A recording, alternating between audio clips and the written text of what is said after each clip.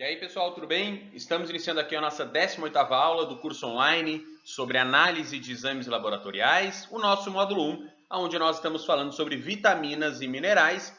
E nessa aula aqui, pessoal, nós vamos continuar a falar sobre a nossa vitamina D. Sabíamos que vitamina D ia ser uma vitamina que a gente ficaria mais tempo falando, porque é uma das principais, se não a principal, que nós temos aqui nesse curso.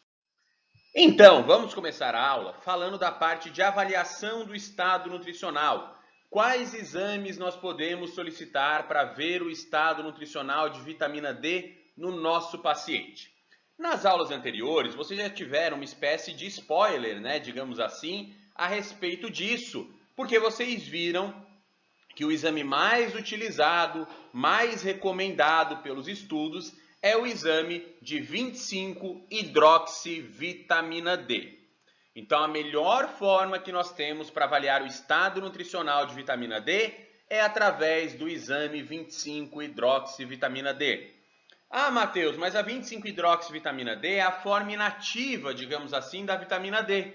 Será que não seria mais interessante nós avaliarmos a 1,25-hidroxivitamina D? A gente tem que entender o seguinte, pessoal. A 1,25-hidroxivitamina D, o nosso calcitriol, é a forma ativa. E nós precisamos de vitamina D para várias funções, como nós vimos nas aulas anteriores. Então, assim, o nosso corpo ele tenta manter os níveis de 1,25-hidroxivitamina D os mais estáveis possíveis, para que a gente não tenha nenhum prejuízo com queda dessa forma ativa desse hormônio. Por isso que para nós termos uma queda significativa de 1,25-hidroxivitamina D, a deficiência de vitamina D que nós teríamos que ter seria uma deficiência muito extrema. Valores realmente muito baixos de vitamina D que causariam alterações nos níveis de 1,25-hidroxivitamina D. Por isso que a melhor maneira que nós temos para avaliar o estado nutricional é a 25-hidroxivitamina D. Porque a 25-hidroxivitamina D, ela cai abruptamente quando nós temos uma deficiência de vitamina D. Então, acaba sendo uma maneira melhor de nós avaliarmos o estado nutricional. Então, a melhor forma é a 25-hidroxivitamina D, porque ela é mais sensível a alterações na quantidade de vitamina D no nosso organismo. A 1,25-hidroxivitamina D, dificilmente ela vai cair. Ela só cai quando a deficiência de vitamina D é muito severa, é muito extrema. E quais são os valores de 25-hidroxivitamina D que nós devemos nos atentar? Esses valores que estão aqui nessa figura, pessoal, que é uma figura de que eu peguei na internet, né, um exame de uma paciente específica que não tem um nome aqui. Esses valores, eles são baseados nas guidelines. Porém, como nós vimos na aula anterior, existem aí alguns estudos que discordam um pouquinho dessas referências. O Institute of Medicine, por exemplo, ele não considera que abaixo de 20 nanogramas por ml deveria ser considerado deficiência. Porém, ainda hoje o que é mais aceito acabam sendo esses valores aqui, que eu particularmente também concordo de acordo com tudo que eu já estudei. Quais seriam os valores? Se você tem uma vitamina D abaixo de 20 nanogramas por ml, uma 25-hidroxivitamina D, você é considerado deficiente. Se você tem uma 25-hidroxivitamina D entre 20 e 29 nanogramas por ml, é considerado uma insuficiência. Se você tem uma 25-hidroxivitamina D acima ou até mesmo igual a 30 nanogramas por ml, você tem suficiência de vitamina D. Então, os valores alvos de 25-hidroxivitamina D para nós são valores iguais ou maiores do que 30 nanogramas por ml. Abaixo desses valores, nós já consideraríamos ou deficiência ou insuficiência. Obviamente que nós não temos apenas um exame para avaliar o estado nutricional de vitamina D. Como nós vimos nas outras vitaminas, existem outros exames complementares. Porém, no caso da vitamina D, pessoal, não precisa, na maioria das vezes, ficar pedindo esses outros exames aqui. Caso da vitamina D, de forma geral, a 25-hidroxivitamina D já é mais do que suficiente para nós avaliarmos o estado nutricional do nosso paciente com relação à vitamina. Porém, se quiserem pedir outros exames, nós temos exames complementares. Por exemplo, exame de paratormônio, nosso PTH. Aqui, pessoal, nós temos uma relação inversa. Quando nós temos um nível muito elevado de 25-hidroxivitamina D, os níveis de paratormônio estão baixos. Quando nós temos uns níveis baixos de 25-hidroxivitamina D, os níveis de paratormônio se elevam. A lógica aqui é bem simples. Se nós lembrarmos dessa parte de metabolismo que nós vimos nas aulas iniciais sobre vitamina D, nós vamos nos lembrar que o paratormônio ele aumenta a atividade da 1-alfa-hidroxilase, que é a enzima que converte a 25-hidroxivitamina D em 1,25-hidroxivitamina D. O que acontece? Se a gente tem um nível muito elevado de 25-hidroxivitamina D, para nós evitarmos um excesso da forma ativa desse hormônio, que poderia causar mais efeito colateral, o nosso corpo reduz a produção de PTH. Consequentemente, nós acabamos desviando uma parte dessa 25-hidroxivitamina D para a formação da 24,25-hidroxivitamina D. Então é por isso que quando os valores de 25-hidroxivitamina D estão muito elevados, 70, 80, 90, 100 nanogramas por ml, os valores de paratormônio estarão reduzidos. E o contrário é verdadeiro. Se você tem níveis baixos de 25-hidroxivitamina D, os valores de paratormônio eles vão aumentar. Por quê? Para garantir que você mantenha sempre estável o nível de 1,25-hidroxivitamina D.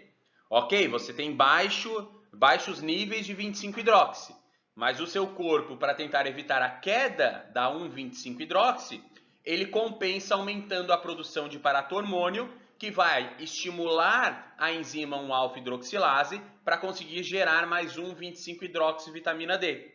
Por isso que eu falei no slide anterior que a 1,25-hidroxivitamina D não é uma boa maneira de nós avaliarmos o estado nutricional dessa vitamina, porque ela só vai sofrer queda quando a deficiência for muito severa. Então aqui nós temos uma relação inversa. Paratormônio baixo, normalmente os níveis de 25-hidroxivitamina D estão muito altos. Paratormônio alto, normalmente os níveis de 25-hidroxivitamina D estarão mais baixos. Outros exames que nós podemos pedir são exames relacionados ao metabolismo do cálcio, né? Cálcio total e cálcio ionizado. Aqui a relação também é bem simples. Normalmente, se nós temos queda de 25-hidroxivitamina D, os níveis de cálcio também estarão mais baixos, já que a vitamina D aumenta a absorção de cálcio e reduz também a excreção de cálcio, assim como ocorre com o fósforo. Normalmente, níveis baixos de 25-hidroxivitamina D culminam com níveis baixos de fósforo. Então, normalmente, na deficiência de vitamina D, 25-hidroxivitamina D está baixa, cálcio pode estar baixo, fósforo pode estar baixo e PTH provavelmente estará elevado. Fosfatase alcalina, pessoal, nós também temos uma relação com a vitamina D. Normalmente, quando nós temos uma deficiência de vitamina D, a fosfatase alcalina ela está ligeiramente elevada. Mas aqui é um exame que eu considero menos específico. Desses exames auxiliares, o que eu considero talvez mais útil seja o exame de PTH, seguido do cálcio.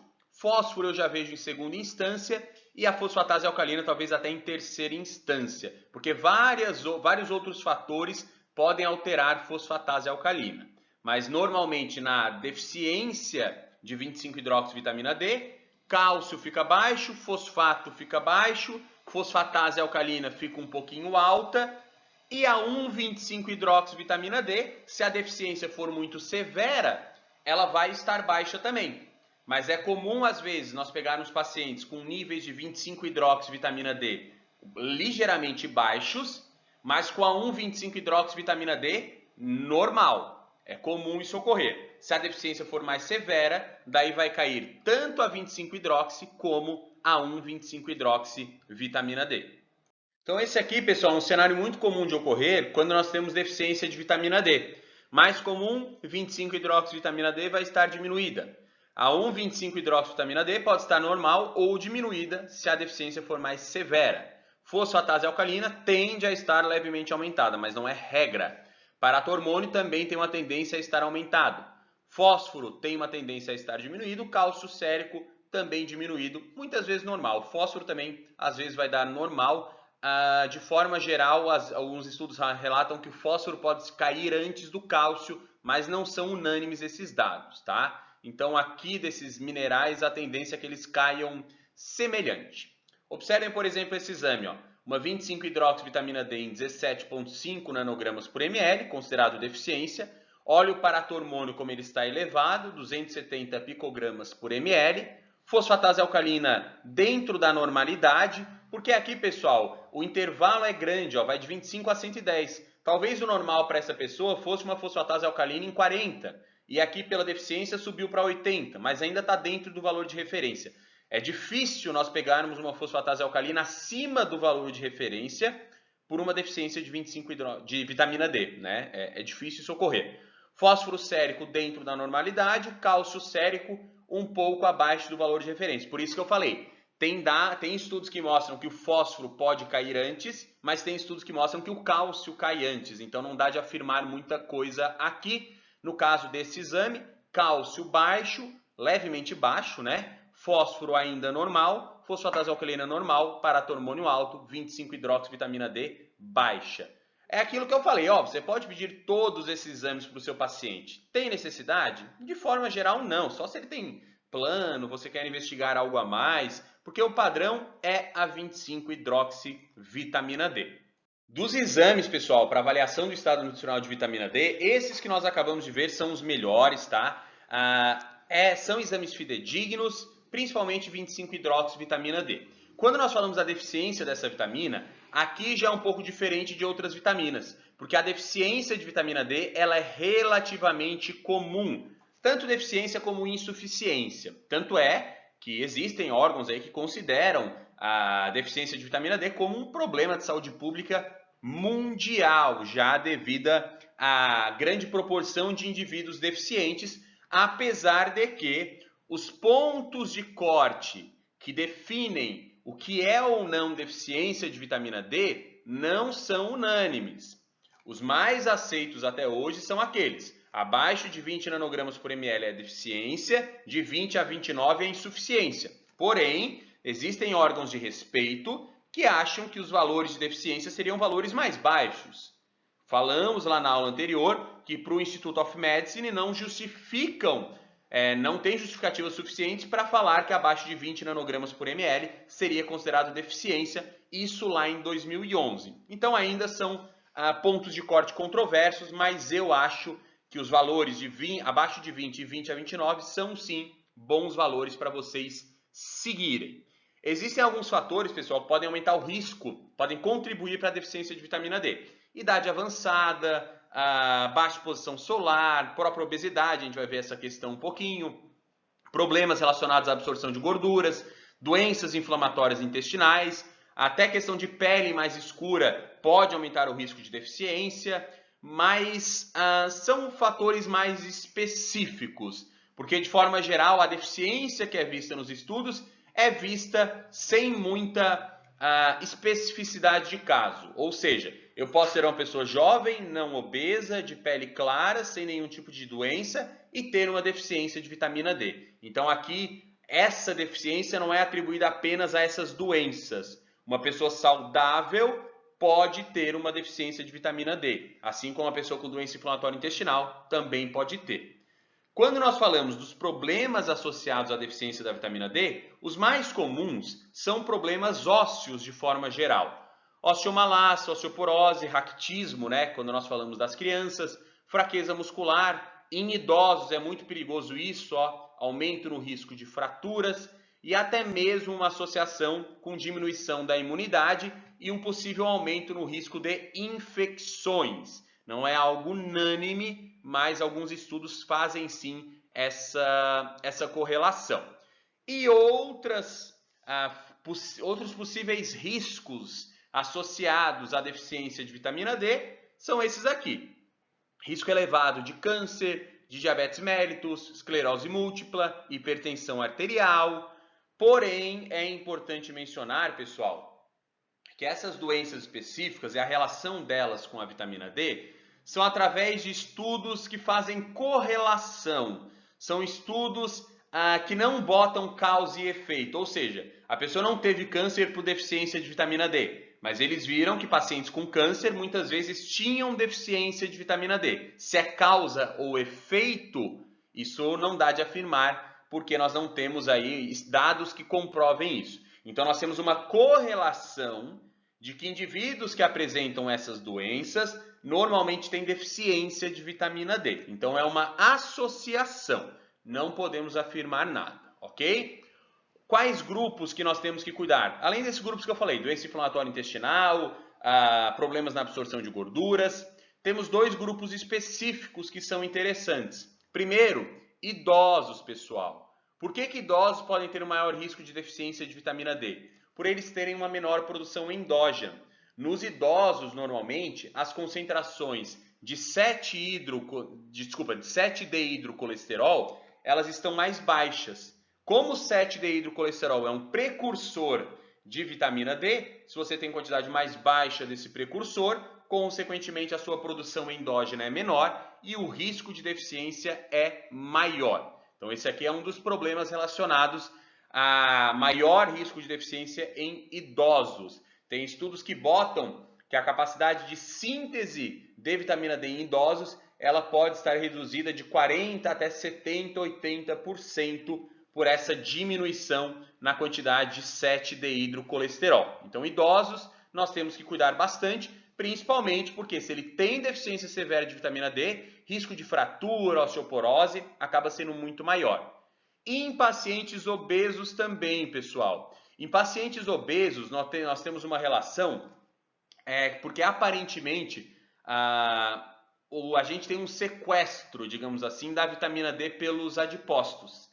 Então, quando nós temos um sequestro dessa vitamina D pelos adipócitos, consequentemente, o risco de deficiência acaba sendo maior. Então, nós temos 2 correlações: idosos, pela questão de menores valores de 7-deidrocolesterol, e obesos, pela questão dos adipócitos sequestrando essa vitamina D, fazendo com que a gente tenha uma redução da concentração dessa vitamina no nosso organismo, no nosso plasma especialmente, né?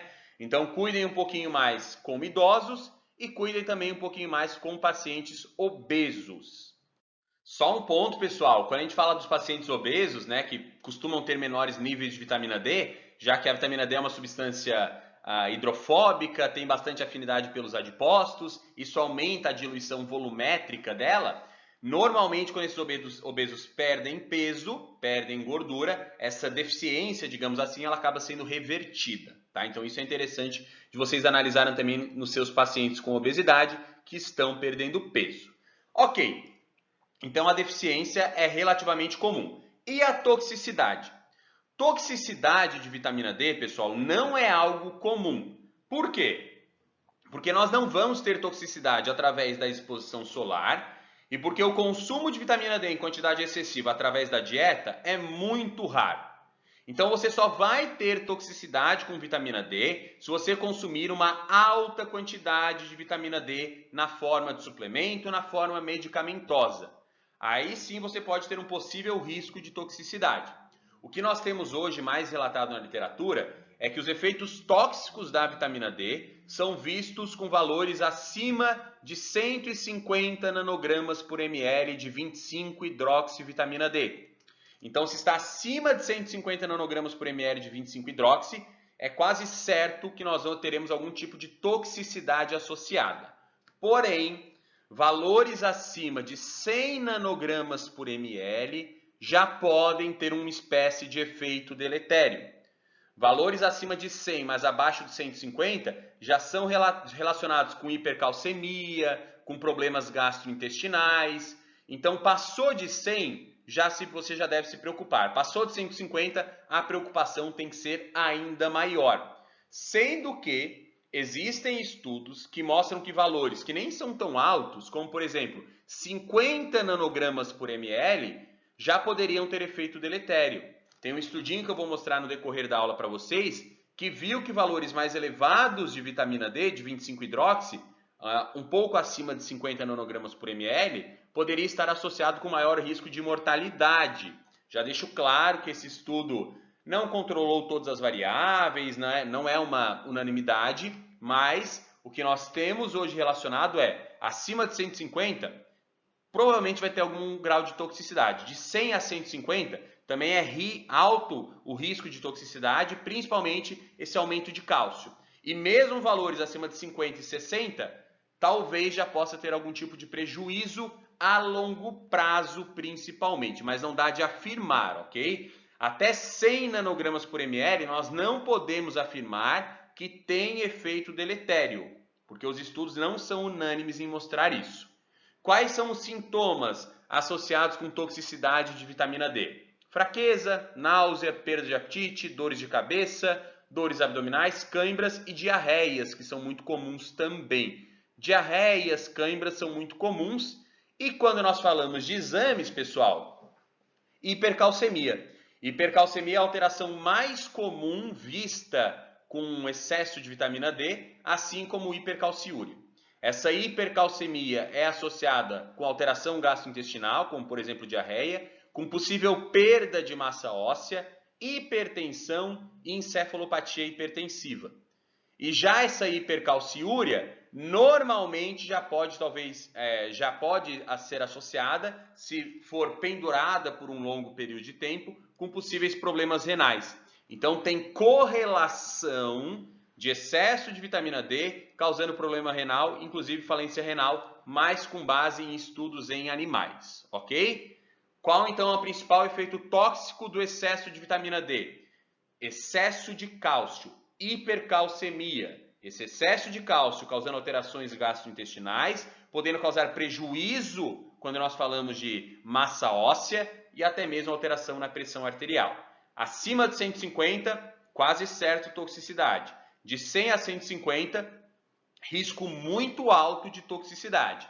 De 50 a 100, não dá de afirmar que tem toxicidade, mas talvez em alguns casos já possa ter algum tipo de toxicidade também. Cuidem principalmente com essa questão do cálcio. Então, se você tem um paciente que tem lá uma 25-hidroxivitamina D em 100, 110 nanogramas por ml, peça exame de cálcio plasmático e cálcio urinário, para ver se ele não tem hipercalcemia e uma possível hipercalciúria também, ok, pessoal? Que daí o risco de efeito deletério acaba sendo maior.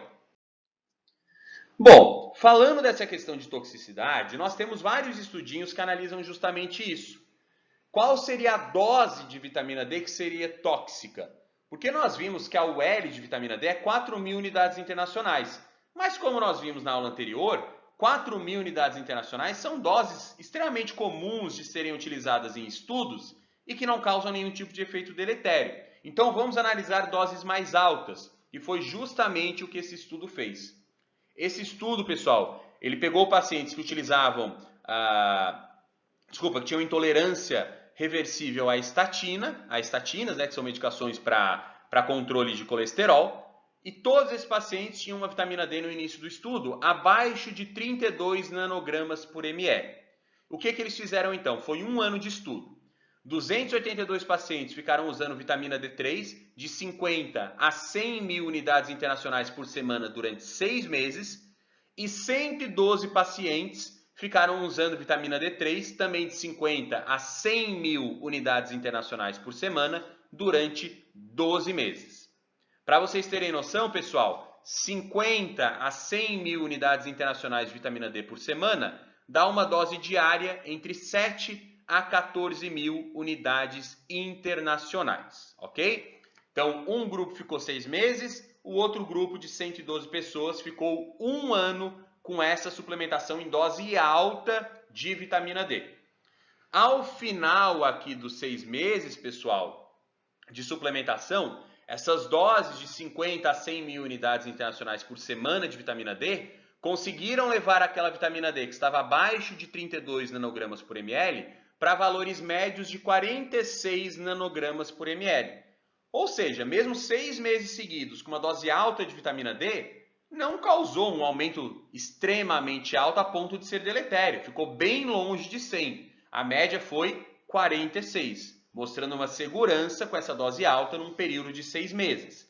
Apenas 4 pacientes, pessoal, nesses 6 meses, que tiveram valores de 25-hidroxivitamina D acima de 100 nanogramas por ml, sendo que nenhum paciente ficou com a vitamina D acima de 150. Então, dos 282 pacientes que ficaram usando 7 a 14 mil unidades internacionais de vitamina D por dia, fazendo a proporção, durante 6 meses, apenas 4 tiveram uma vitamina D acima de 100 e a média ficou com 25-hidroxivitamina D em 46,1 nanogramas por ml. Já quando nós pegamos os pacientes que ficaram 12 meses seguidos, utilizando de 50 a 100 mil unidades internacionais de vitamina D por semana, apenas um paciente teve valor acima de 100 nanogramas por ml. Por que nós focamos nos 100 nanogramas por ml? Porque acima de 100, o risco de toxicidade é muito alto. Acima de 150 é quase certo, mas acima de 100 também é muito alto. Até 100 pode ter risco também de toxicidade, mas o risco é menor. Então, foi muito difícil os pacientes apresentarem níveis de 25-hidroxi acima de 100. Mesmo um ano inteiro seguido, um ano inteiro, suplementando seguidamente com vitamina D em dose alta, apenas um paciente de 112 que teve um valor acima de 100 nanogramas por ml. Não tivemos alteração significativa no cálcio sérico, ou seja, não mostrou hipercalcemia, e nem na taxa de filtração glomerular, ou seja, sem alterações renais. Então esse estudo já mostra pra gente que mesmo numa dose mais alta, o risco de toxicidade não é tão grande assim.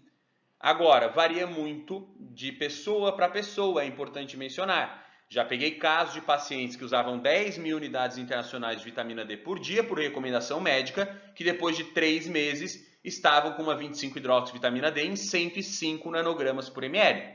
Ao passo que já peguei pacientes que usavam 10 mil unidades internacionais de vitamina D por dia, que depois de 3 meses foram de uma 25-hidroxivitamina D de 20 para 40. Então, avaliem individualmente no seu paciente. Esses estudos são muito bons para nós termos uma base, mas apliquem isso de forma individual no consultório, tá bom?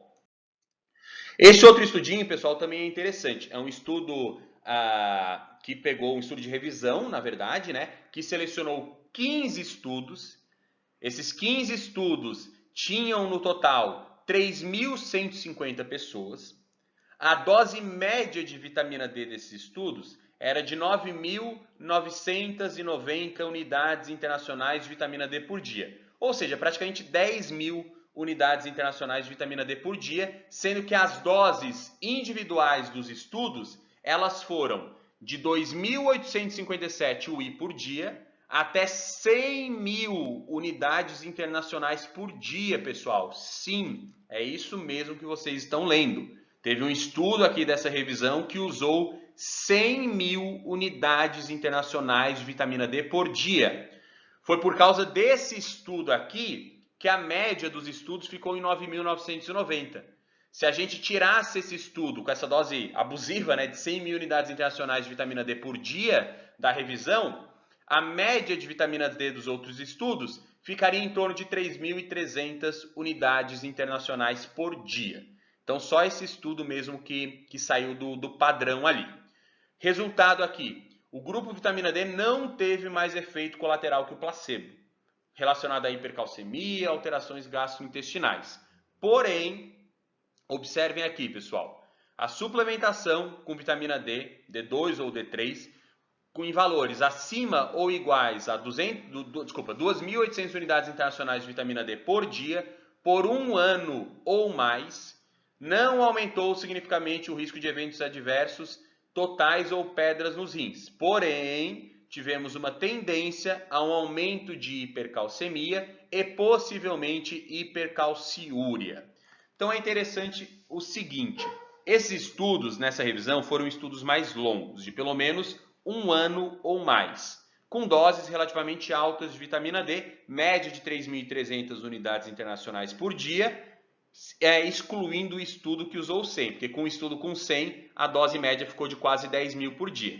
Então não é uma dose tão alta, é uma dose alta, mas não é tão alta. Essa dose média de 3.300, sem o estudo de 100 mil, não teve nenhum tipo de efeito colateral muito significativo, porém, uma leve tendência aos pacientes apresentarem hipercalcemia e hipercalciúria, mas sem alteração em função renal ou também em pedra nos rins, ok? Aqui, ó, pessoal, são os estudinhos que foram incluídos nesse artigo de revisão. Olhem esse aqui, ó, 100.000 unidades internacionais de vitamina D por dia durante um ano seguido. Olha como foi feito o estudo. Aqui foram 4.000, aqui 400 UI, aqui 40.000 por semana. Então, todos esses estudinhos aqui, com exceção desses estudos que usaram essas doses altas, esse aqui, no caso, que usou 100.000 unidades internacionais de vitamina D por dia, os outros eram valores mais ok. 100.000 unidades internacionais de vitamina D mais por mês, 4.000 unidades internacionais de vitamina D por dia, 100.000 unidades internacionais de vitamina D mais por mês, então dose média de 3.000 unidades internacionais por dia. Então a dose ficou isso, 3, 4.000 unidades internacionais por dia, com exceção desse estudo que usou uma dose muito alta, e nesse caso tivemos uma tendência a uma hipercalcemia e hipercalciúria, mas que não chegou a atingir um resultado estatístico muito significativo, então sem muitos colaterais importantes, digamos assim. Então, pessoal, nós vimos que o risco de toxicidade com a vitamina D, de forma geral, é baixo. Você tem que abusar muito da dose para ter um efeito colateral mais significativo, e mesmo que você abuse da dose, se você fizer exame frequente e ela estiver alta, é só você parar de suplementar que ela já baixa, ok? O risco maior é pessoas que fazem protocolos com doses muito altas. Tem pessoas que usam 30, 40, 50.000 unidades internacionais de vitamina D por dia, aí o risco é bem elevado de ter algum problema, principalmente relacionado a um excesso de cálcio. A grande questão é o seguinte, como nós vimos já na aula anterior, de forma geral, doses de 2.000 unidades internacionais de vitamina D, no máximo 4, 5.000 unidades internacionais de vitamina D, já são mais do que suficientes para manter os valores de 25-hidroxivitamina D entre 30 e 40 de forma geral. E esses valores de 2.000 a 5.000 unidades internacionais dificilmente vão causar algum tipo de efeito tóxico. É muito difícil uma pessoa ficar com 100, 120 nanogramas por ml de 25-hidroxivitamina D usando 4.000 unidades internacionais por dia. É difícil essa pessoa chegar em 70 com isso. O que é esperado é ela chegar em 40, 50 e olhe lá. A grande questão é o seguinte, será que tem vantagem nós termos níveis de 25-hidroxivitamina D muito acima de 30 nanogramas por ml, níveis de 25-hidroxivitamina D em 60, 70, 80 nanogramas por ml?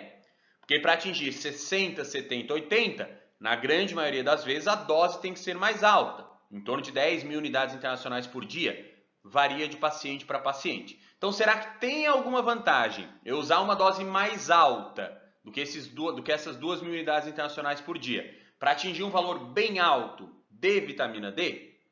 É isso que nós vamos ver agora. Bom, pessoal, um tópico que é muito relacionado à questão de altos níveis de vitamina D, que poderiam ser benéficos, é relacionado com câncer. Então, tem alguns estudos que mostram que valores mais elevados de 25-hidroxivitamina D, acima de 30 nanogramas por ml, poderiam ter um efeito protetor contra o câncer. É o exemplo desse estudo de revisão, publicado em 2009, que viu que valores entre 40 e 60 nanogramas por ml eram valores recomendados pensando em prevenção de câncer. E que para atingir esses valores, a dose média de suplementação seria em torno de 2.000 unidades internacionais por dia. Já adianto, esses estudos que nós vamos ver agora, com que associam valores de 25-hidroxivitamina D com doenças, né? São estudos de correlação, de associação. Não é causa e efeito. Quem tem abaixo de 40 nanogramas por ml tem um risco maior de câncer. Vai ter câncer. Não, não é causa e efeito, é associação. Eles viram em pessoas que tinham câncer que normalmente pessoas que tinham valores entre 20 e 25 tinham um pior prognóstico ou tinham um câncer mais agressivo. Coisas desse tipo, só para vocês entenderem um pouquinho, tá? Então esse estudo viu que nós teríamos uma associação de pessoas que têm valores de 25-hidroxivitamina D entre 40 e 60 nanogramas por ml, com efeito protetor contra o câncer, e para isso ele recomendou uma quantidade de vitamina D de 2.000 unidades internacionais por dia. Eu acho essa quantidade bem boa de vitamina D. É uma quantidade que eu acho que é suficiente para a grande maioria das pessoas. Risco de toxicidade quase nulo. Então foi essa a recomendação desse estudo de 2009. Esse outro estudinho aqui, pessoal, ele já é um estudo de 2018, relacionado ao câncer de mama. E ele viu nesse estudo a quantidade de 25-hidroxivitamina D desse estudo, ela foi mais alta. Nesse estudo aqui, ele viu que valores de 25-hidroxivitamina D iguais ou acima de 60 nanogramas por ml eram associados com um menor risco de câncer de mama.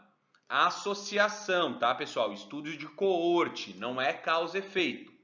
Observem que, quando comparado a pessoas que tinham valores menores de 20 nanogramas por ml, quem tinha valores acima de 60 tinha significativamente um menor risco de ter câncer de mama através de associação, estou deixando claro.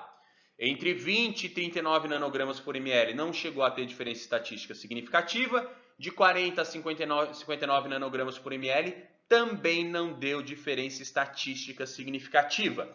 Então esse estudinho viu que valores iguais ou acima de 60 nanogramas por ml de 25-hidroxivitamina D poderiam ter um efeito protetor contra câncer de mama. Estudo de associação. Aqui, ó, pessoal, nós só temos uma correlação, né, das pessoas que tinham câncer e os níveis de vitamina D.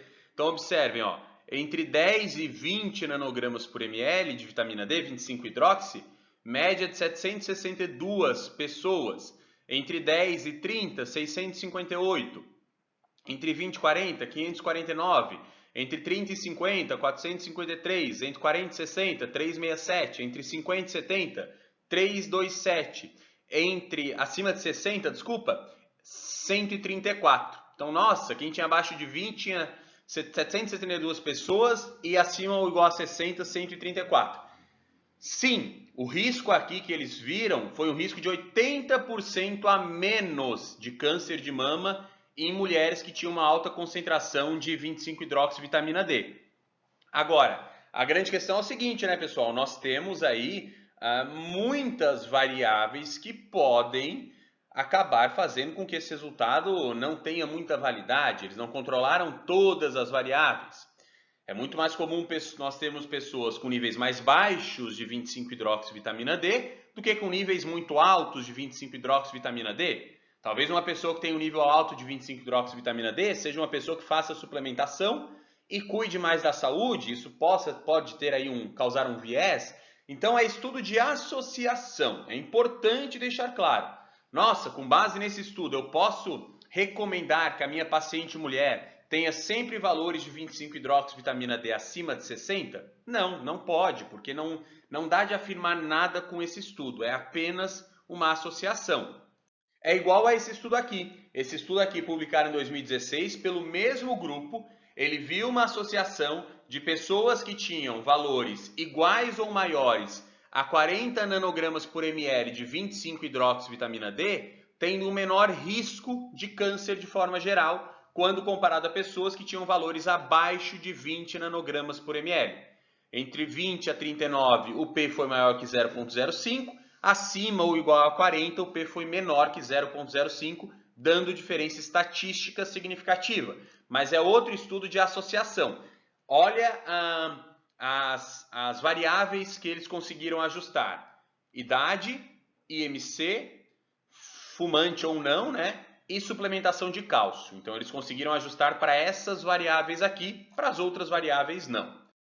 Então, aqui é a mesma coisa, ó. Quantidade de pessoas que tinham câncer com vitamina D abaixo de 20 nanogramas por ml estava em 1.731 pessoas.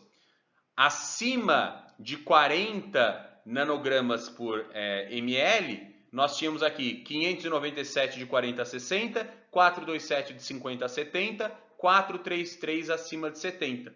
Então eles viram o seguinte, as pessoas que tinham 25-hidroxivitamina D igual ou acima de 40 nanogramas por ml tinham 71% menos risco de ter câncer do que as pessoas que tinham a 25-hidroxivitamina D abaixo de 20 nanogramas por ml. Aqui é a mesma coisa. Nossa, com base nesse estudo, eu posso recomendar que o meu paciente sempre tenha níveis de 25-hidroxivitamina D acima de 40 para ter 70% menos risco de desenvolver câncer? É óbvio que não. É um estudo de associação.